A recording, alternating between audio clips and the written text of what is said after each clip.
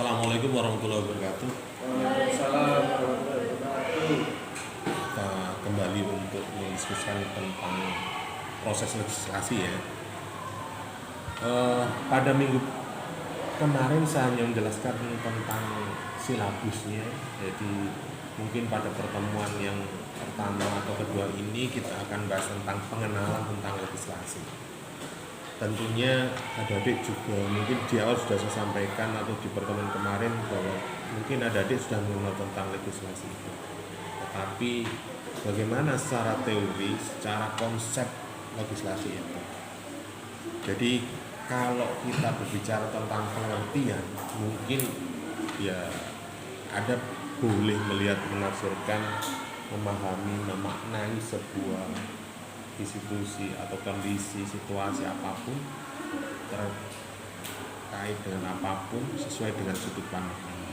Tetapi tidak menutup kemungkinan setiap orang juga punya pemahaman yang berbeda atau pemaknaan penafsiran yang berbeda juga. Tapi mungkin intinya sama. Nah, kalau di dalam kajian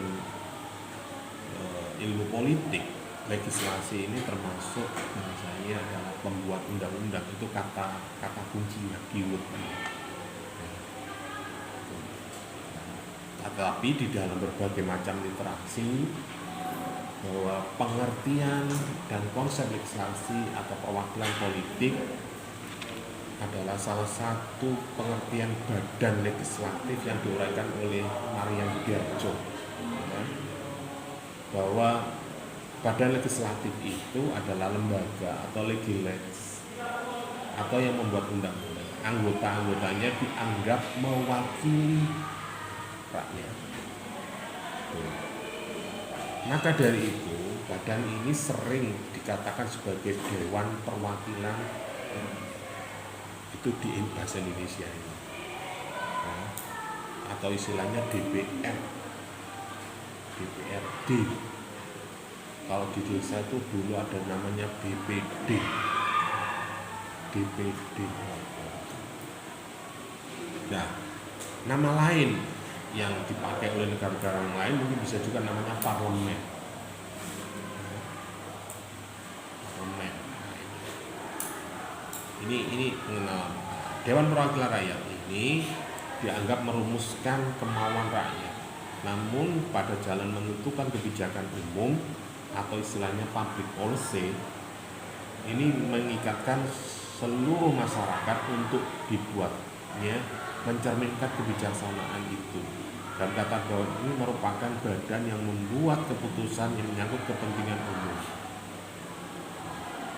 Kalau dari pemahaman Mariam Widiarjo seperti ini, bahwa pembuatan kebijakan itu dan legislasi termasuk ada pencerminan keinginan, kepentingan masyarakat atau kelompok masyarakat. Ada namanya Dewan Perwakilan Rakyat. Nah, Dewan Perwakilan Rakyat itu ya namanya kumpulan masyarakat, berarti dari berbagai macam individu, paling tidak yang mungkin agak sama atau seideologi lah bahasanya. Ya, dalam satu partai itu kan berarti satu ideologi, satu pemikiran. Tetapi saya yakin ya tetap di dalam partai itu ya pasti ada dinamika, ada perbedaan, tetapi paling tidak secara umum kita jadi ideologinya nasionalis, religius atau apa, atau kelompok abangan, santri, priayi, kalau menurut Kierkegaard itu kan seperti itu, kelompok-kelompok masyarakat. Artinya bisa juga kalau dalam proses pengambilan keputusan ada pihak yang setuju, ada yang tidak setuju, ada istilah yang pro dan kontra, itu pasti terjadi. Nah, di dalam legislasi ini akan menghasilkan sebuah public policy, kebijakan umum, kebijakan yang nantinya dilaksanakan oleh semua masyarakat di dalam sebuah negara itu atau dalam sebuah kelompok itu. Maka dari sini ada namanya teori-teori lembaga perwakilan. Ini kita mulai bicara tentang teori ini. Jadi terkait dengan pembahasan legislasi secara teori, maka merujuk pada kelembagaan perwakilan politik. Kalau kelembagaan politik ya kita bicara tentang sistem politik. Sistem politik apa? Demokrasi misalnya. Tapi siapapun boleh membuat sebuah kelompok atau partai politik atas nama. Misalnya kalau kemarin ada wacana mau membentuk partai politik mahasiswa. Artinya apa? Bahwa di kehidupan bangsa kita juga ada namanya kelompok masyarakat yang namanya mahasiswa. Jumlahnya berapa? Ya mungkin hanya berapa persen dari jumlah penduduk di negeri kita. Tetapi paling tidak itu dia mahasiswa itu juga punya kepentingan dalam proses pembelajaran. Karena dia dikatakan mahasiswa berarti dia juga termasuk siswa atau apa. Itu artinya kalau zaman dulu ada istilah pelajar. Itu kalau di NU itu ada ikatan pelajar, atau di lama ada ikatan, kalau di Muhammadiyah itu ada namanya, kalau di tingkatan mahasiswa sekarang itu ada MII, HMI, UI. Tapi intinya adalah mereka adalah pelajar. Kalau di kalangan pondok pesantren istilah santri. Makanya sampai muncul hari santri. Ada nggak hari mahasiswa? Hari nggak ada. Hari santri. Konsep-konsep seperti ini, perwakilan ini yang ideal itu hanya ada pada negara yang menganut sistem demokrasi. Jadi keterwakilan ini hanya dan kerajaan ya harus sentral, jelas. Rojo itu kau rojo pilihan kan ya. Walaupun siapapun boleh bisa menjadi raja, tetapi bagaimana cara mendapatkannya? Bisa melalui perebutan kekuasaan atau bisa juga mendirikan kerajaan sendiri. Di modal-modal ide semakin besar semakin besar. Itu kalau kerajaan. Tapi kalau konteks negara kayak sistem demokrasi pasti menggunakan konsep legislasi, konsep keterwakilan, lembaga yang mewakili, institusi yang mewakili. Anda ingat nggak ketika Anda mempelajari ilmu hukum, bahwa hukum formal itu adalah ada institusi, ada lembaga yang membuat, menetapkan, mengesahkan. Di dalam teori perwakilan politik yang dimaksud ini ada beberapa yang namanya ada teori mandat. Teori mandat ini adalah seorang wakil yang dianggap duduk di dalam perwakilan karena dia mendapatkan mandat dari rakyat yang disebut mandataris. Kalau sekarang kan mungkin hasil pileg, hasil pilihan. Kalau dulu mungkin bisa juga Anda dimandatkan di amanai, di pasrai, mungkin hasil musyawarah mufakat siapa mewakili, atau bisa secara alami. Orang bisa menilai itu mungkin karena kepandaiannya, karena keilmuannya, karena hartanya, karena penampilannya, atau karena dia memang punya kecakapan, punya skill, sehingga dia memang layak untuk diberikan sebuah mandat. Dari teori mandat ini yang dipelopori oleh Rousseau atau diperkuat oleh Passion, teori mandat ini dibagi menjadi 3 kelompok. Ada mandat imperatif, ada mandat bebas, ada mandat representatif. Mandat imperatif ini adalah sebuah mandat yang bertindak sebagai wakil harus sesuai dengan perintah atau instruksi. Jadi dia tidak boleh keluar dari tupoksinya atau instruksi perintahnya. Kamu jaga ruangan ini atau wakili saya untuk menjadi ini. Ya kita tidak boleh. Artinya si wakil ini tidak boleh bertindak di luar perintah imperatif itu. Sedangkan kalau ada hal masalah-masalah atau persoalan yang tidak dapat di dalam perintah, maka sang wakil harus mendapat perintah baru, harus ada petunjuk baru. Nah, dari yang memberikan ini teori mandat imperatif.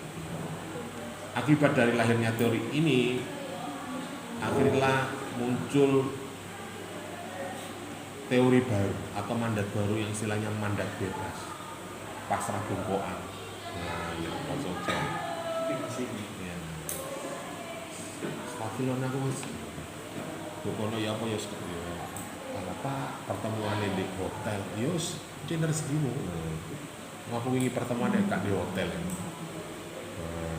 Atau mungkin bisa juga ada hal-hal yang lain. Sehingga dari pengalaman teori imperatif ini, mungkin dari berbagai macam kendala karena fenomena yang terjadi di dalam sebuah proses legislasi macam-macam, maka ada teori atau mandat bebas. Nah, mandat bebas ini sang wakil ini dapat bertindak tergantung pada perintah. Jadi kalau perintahnya, tapi karena dinamika di situ terjadi macam-macam, ya wis bebas sekarang dengan sampean pasrah aku. Sampean tak begini ya pejare wong sampean kerja. Tapi menurut teori ini, wakil ini merupakan orang-orang yang memang benar-benar terpercaya, terpilih, memiliki kesadaran hukum masyarakat yang diwakili, sehingga sang wakil demikian dapat bertindak atas nama mereka. Ajaran dipelopori oleh F.D. Sayes dari Prancis dan Blackstone Inggris. Perkembangan selanjutnya, teori ini menjadi teori mandat representatif. Jadi dari imperatif itu berarti sesuai dengan instruksinya. Kemudian karena terjadi sesuatu di lapangan, maka nggak bebas yang diberikan. Lah tugasnya ini, aku nggak mungkin, mohon maaf saya nggak punya kewenangan untuk itu. Akhirnya muncullah teori bebas. Nah, dari kebebasan ini muncul teori representatif. Artinya sang wakil dianggap bergabung dalam lembaga perwakilan, di mana mewakili, memilih, memberikan mandat kepada lembaga perwakilan, sehingga sang wakil dan itu tidak ada hubungan dengan pemilihnya, apalagi minta pertanggungjawabannya. Pertanggungjawabnya justru lembaga perwakilan ya pemilih. Nah, Yesus saiki ke DPR. Menurut Anda masa perwakilan itu minta aku pilih, mewakili. Mestinya kan saya mengutus Anda, saya memilih Anda. Tetapi hari ini kan mereka mencalonkan, bukan dicalonkan. Para calon legislatif itu kan mereka memang mencalonkan. Bahkan gak ada kendaraan, gak pernah aktif di partai politik, mau numpak aku duit 50 miliar trek kira-kira jadi DPR pusat. Oh dadi Pak, lihat partai gua ya bisa. Jutro opsopo, lihat Maitri.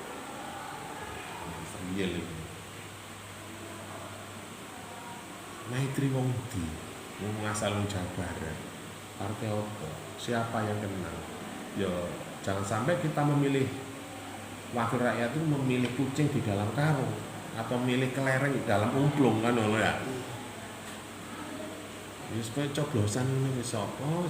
Anda milih DPD ini ya apa sih?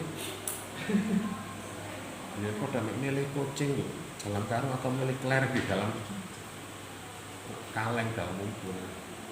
Terus pokoknya mulai ya sembuh ini. Padahal ada tahapan-tahapan yang mereka harus menunjukkan representasi. Nah, di dalam representasi ini mungkin partai itu punya kriteria, entah itu pendidikan atau mungkin kecakapan atau bisa juga ya itu mana. Aku nggak finansial sampai ini wis iku tok semenangan wis. Perkara kon iso gak iso urusan dhuwur ya.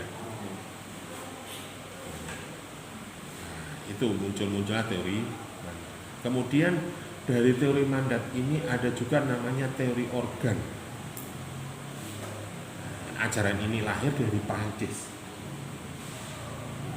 Rasa ketidakpuasan terhadap teori mandat, para sarjana mencari sebuah ajaran baru, hubungan antara wakil dan yang diwakilinya ini menjadi persoalan. Jadi ya bahasanya orang saiki, saya kan sudah membeli suara Anda, jadi Anda nggak mungkin menuntut Anda saya ini wakilmu. Artinya alah ini kalau tadi ya moro-moro wis dadi lali ya ngono. Itu bahasanya seperti itu. Kalau kita sekarang dulu juga seperti itu. Jadi makanya munculnya teori mandat ini berawal dari karena perintah putusan dari Sarti, akhirnya muncul organ. Organ itu apa? Ya seperti Van Bloom dari Jerman mengatakan bahwa negara itu merupakan satu organisasi yang punya alat kelengkapan, namanya eksekutif, parlemen, rakyat. Ini punya fungsi sendiri-sendiri. Salah satunya adalah kepentingannya untuk mengambil kebijakan itu. Nah, dengan demikian lembaga yang mewakili ini mencampuri perwakilan, bebas menjalankan fungsinya sesuai dengan kewenangan yang diberikan di dalam undang-undang dasar. Jadi ini wis berupa organ, berupa DPR misalnya seperti badan. Ya wis rek, ngene iki lho, sampean dijak ngomong ta. Aku iki wakilmu, ya apa kono hak angket. Pernah enggak mereka bertanya pada konstituennya? Ya, seret iki tak nyambut gaya proyek iki. Kemudian ada teori sosiologi. Ajaran ini menganggap bahwa perwakilan bukan merupakan bangunan politis, akan tetapi merupakan bangunan masyarakat atau bangunan sosial para pemilih dan yang memilih wakilnya. Dianggap benar-benar ahli kenegaraan sesungguhnya para pemilih, sehingga lembaga perwakilan itu termasuk terdiri dari golongan-golongan.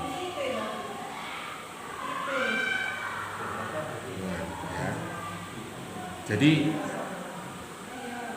setelah munculnya teori badan atau organ ini, maka muncul secara umum sebenarnya organ itu bukan sengaja dibentuk, tetapi seharusnya partai politik atau kelompok masyarakat terbentuk secara alami. Terus orang itu kalau berkumpul itu kan ada sebuah chemistry, sebuah gelombang, entah gelombang pemikiran atau gelombang energi yang mungkin bisa seiring, bisa enjoy, bisa enak ketika kita berkumpul sama-sama. Katakanlah dalam satu kelompok itu. Nek secara kasat mata, secara organ Anda adalah satu semester. Tetapi coba nih Anda setelah keluar dari kelas ini, apa sampean harus berenam, bertujuh ini selalu berkumpul?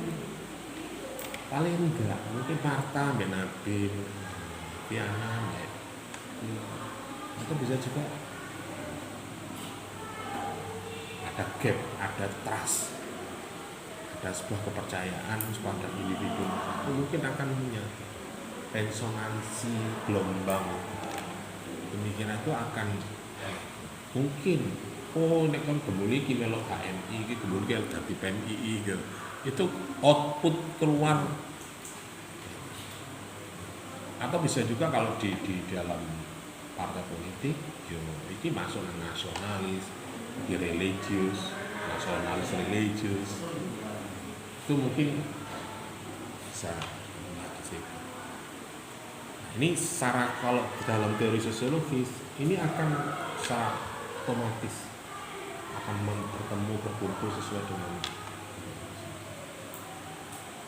ya, kalau ngomong demokrasi saja nih ya siapapun boleh kita menghargai perbedaan, tetapi bisa enggak orang itu selalu bisa menghargai perbedaan? Nah, kadang orang itu kan punya kadar emosi ya, mempertahankan egonya, idealismenya. Nah, kadang mampukah Anda menurunkan tensi egoisme atau pendapat Anda untuk menghargai pendapat orang lain. Kadang itu kan juga nggak mau. Ya nih ngomong ya iman gitu ya. Iman sosial. Makanya di dalam sini muncullah teori sosial. Sehingga golongan-golongan ini, kepentingan masyarakat ini tercermin lapisan masyarakat yang ada. Jadi bisa dipotong. Masyarakat itu akan mengerucut pada kelompoknya, pada komunitasnya. Sehingga di dalam ilmu sosial itu kan ada kasta, ada ras, ada aku golongannya ini, golongan itu. Nah, cara wong itu apa ya? Nek jagongan, nek podo sak frekuensi ini kan ngomong itu enak ya. Nah, kita nggak frekuensi, hari itu pendiam situ ya wakil ngomongnya, itu apa rek? Oke, selanjutnya muncullah namanya teori hukum objektif. Jadi setelah ada teori itu muncul teori. Jadi Landegien mengatakan bahwa hubungan antara rakyat dan parlemen itu dasarnya adalah solidaritas. Jadi ketika seseorang itu menjadi sebuah wakil dan masuk di dalam sebuah partai politik, ya itu mencoba menyamakan frekuensi sesuai dengan gerbong atau partai atau kelompoknya itu, identitas kelompoknya itu. Misalnya Anda masuk ke PDIP yang katanya di situ adalah komunitas banteng sosialis. Dia tidak abangan. Nah, padahal sampean santri. Akhirnya apa? Ya semongko rek. Ya. Jadi misalnya kau Jombang, Mojokerto, ini semongko. Kota Mojokerto wis. Lah, semongko. Orangnya santri. Tapi kalau dibedah, dibuka, jero niku abang mek kuning.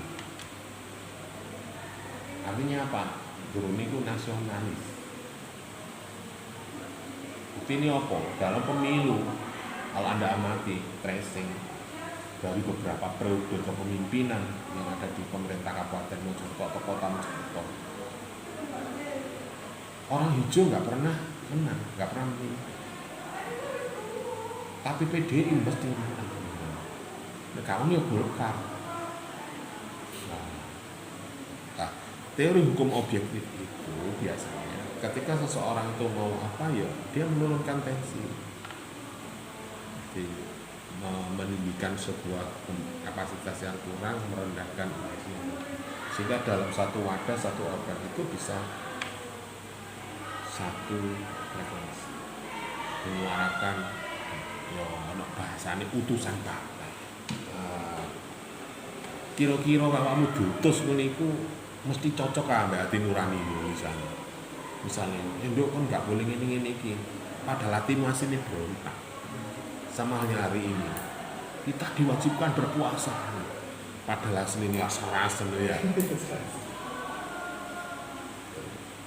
Nek martase wah alhamdulillah ada proses diet berjamaah. Yang selama ini saya puasa sendirian sekarang berjamaah, ada temannya. Jadi semangat puasa. Jadi kayak dewe ngene iki aja daki-daki aja terlalu santri. Woi batang telek. Wis puasa dianggap diet berjamaah ngono ya. Jadi untuk meningkatkan kesehatan. Ya sakjane nek ngomong puasa ya meningkatkan spiritualitas dan itu, tetapi ya nek level dhewe wis. Cekak nemen rokokane, gak nemen ngopine, gak nemen mangane lah ngono ya. Nek ngomong ekonomi ya pengeluaran cek rada berkurang ngono. Nek ngomong kesehatan diet berbeda ya ono diet berjamaah. Lumayan, rada endek dik secara mental ya. wingi ana arek ngombe aku masih saiki ya ngono rek, tapi nek ana ewangan enak. Di diet berjamaah. Oke, jadi kalau kembali lagi ke kita ini, ketika seseorang perwakilan itu masuk dalam kelompok partai yang masuk perwakilan itu ya mau nggak mau mengikuti. Jadi karena undang-undang, cara aturan. Nek awakmu misalnya gak itu ya dianggap melawan. Oh, kamu pemberontak kamu, pengecet kamu, pengkhianat kamu. Biasanya organisasi kemahasiswaan kan seperti itu. Ketika kita nggak sepakat kemudian keluar dari organisasi itu dianggap pengkhianat kita. Padahal kita mempertahankan perbedaan atau memperjuangkan sebuah nilai yang mungkin harusnya diterapkan di dalam sebuah organ itu. Tetapi karena di sana banyak menolak, akhirnya sampai keluar, kami dianggap pengkhianat. Itu doktrin yang ditanamkan kepada organisasi-organisasi kecil atau organisasi pergerakan misalnya. Oke, itu terkait dengan beberapa teori yang kemudian juga terkait dengan sifat kelembagaan. Ya. Sifat lembaga keterwakilan rakyat ini, jika seorang duduk di dalam lembaga perwakilan melalui pemilihan umum, maka sifat perwakilannya disebut perwakilan politik atau politik representatif. Jadi representasi. Jadi misalnya, karena apa mungkin ini dari partai PSI misalnya, ya, Anda representasi dari PSI.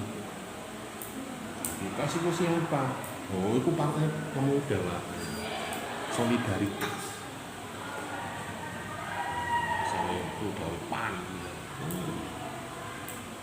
PAN itu identik dengan Muhammadiyah Pak, ya.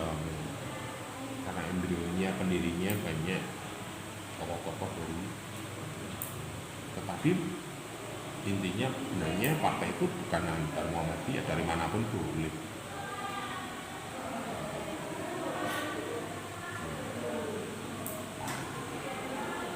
Dari sifat itu ada tugas dan fungsi masyarakat. Kalau ia bersama menjadi anggota legislatif melalui pemilihan umum, maka harus ada perwakilan politik, perwakilan itu. Nek saiki kan kelompok atau politik ini kan ada paslon 1, paslon 2, 3, 4. Nek wingi tahun kemarin ada karbon dan saiki kan paslon 1, 2, mbok istilah apa saiki.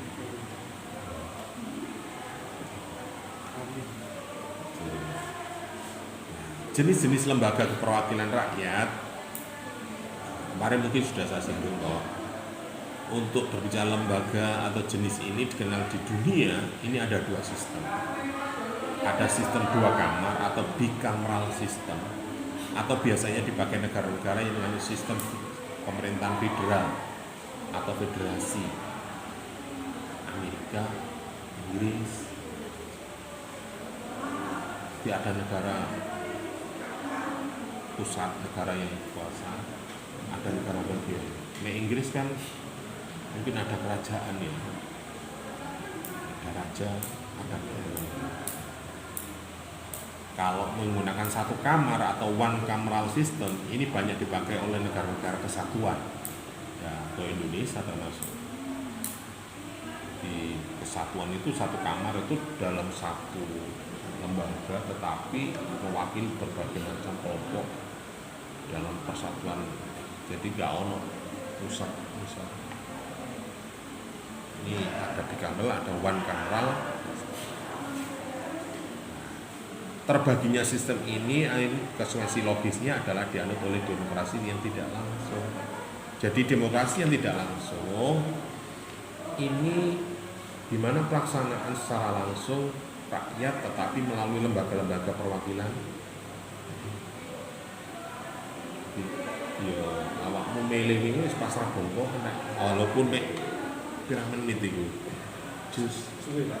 50.000 bisa. Lebih deh suwe. Lebih suwe. 50.000 bisa. Paling wingi regane awakmu nyoblos 120 150. Ya. Jare ini daerah 50.000 Pak. Provinsi Selawewu. Atau bisa juga diwale. Mari ngono setelah 5 tahun wis awakmu gak ero nggo lapo iku. Fungsi legislasi. Fungsi ini menentukan fungsi, menentukan polisi atau kebijakan undang-undangan. Ya, jadi ada beberapa fungsi utama dari legislasi itu. Yang pertama ya pembuat kebijakan, menentukan sikap arah mayoritas. Nah, di Indonesia misalnya ditakoni situ entah nih milih presiden ini pirang wulan ya umek wis ana pemenang ini wis jelas menang itu umek wae. Oman kok takoni misalnya atau bahasanya referendum ditanyakan.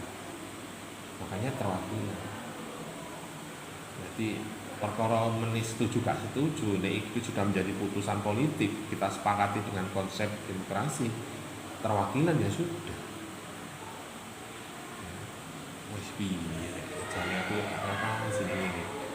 Tapi piye menjadi putusan. Apakah nggak bisa diubah? Bisa. Tapi harus ada mekanismenya jalur perwakilan itu. Nek sampean ngomong dhewe bengok-bengok dhewe gak apa-apa. Tapi nek pangeran ngizin ya iso rek. Contohnya apa? Ya mungkin ada sebuah kejadian sing itu viral. Saya kan zaman ngono ya. Karena viral akhirnya institusi perwakilan lembaga organ perwakilan itu menjadi terusik, terfikirkan. Sampai presiden komen, anggota dewan komen akhirnya membuatlah sebuah pansus. Nah, itu bisa juga. Hari ini menyalurkan aspirasi bisa juga melalui media sosial. Kalau dulu harus melalui jalur partai. Nah, saya ini partai gak mesti ya, partai munculnya partai itu bukan karena proses sosiologis, nah, karena itu ya. Fungsi yang kedua adalah pengawasan. Ini yang menjadi penting. Nah, salah satu bentuk pengawasan itu ya ada istilah hak meminta keterangan atau interpelasi. Ada hak mengadakan penyelidikan angket tuh. Iki sing rame kan iki ya. Karepe DPR itu bisa melakukan penyelidikan. Ada hak bertanya. Jadi DPR itu punya hak imunitas, hak prerogatif ya. Hak yang